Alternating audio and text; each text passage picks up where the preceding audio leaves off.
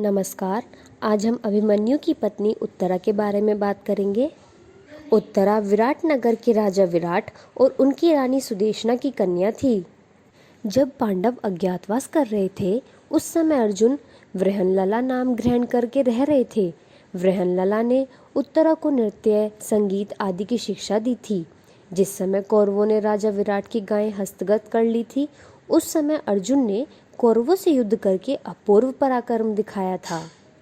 अर्जुन की उस वीरता से प्रभावित होकर राजा विराट ने अपनी कन्या उत्तरा का विवाह अर्जुन से करने का प्रस्ताव रखा था, किंतु अर्जुन ने यह कहकर कि उत्तरा उनकी शिष्या होने के कारण उनकी पुत्री के समान थी, उस संबंध को अस्वीकार कर दिया।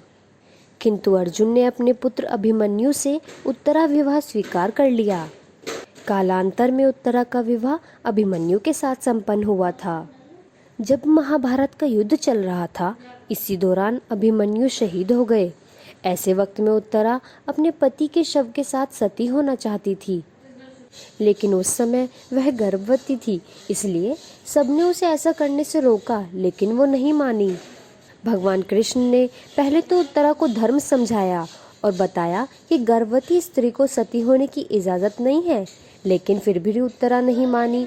तो श्री कृष्ण ने उसे आश्वासन दिया कि अगले जन्म में तुम्हें मैं सती होने का मौका दूंगा, तुम पांडवों के इस वंश की रक्षा करो। उत्तरा तब मान गई, लेकिन जब अश्वत्थामा ने उसके गर्भ में ब्रह्मास्त्र छोड़ा तो उसने कृष्ण से कहा, अब ये पुत्र ही नहीं रहा तो मेरा बलिदान क्या काम आया।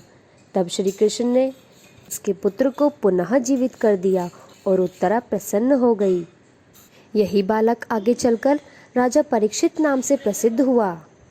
तब मृत्यु के बाद अगले जन्म में उत्तरा राजस्थान के शेखावाटी में एक वैश्य घर में जन्मी। अभिमन्यु तनधन दास तो उत्तरा नारायणी के नाम से प्रसिद्ध हुई। एक राजा से विवाद के बाद जब तनधन दास मारे गए तो उत्तरा रूपी नारायणी देवी ने रण में उतरकर उस राजा का वध किया। बाद में वो पति के शव के साथ सती हो गई और आज रानी सती के नाम से प्रसिद्ध है। धन्यवाद।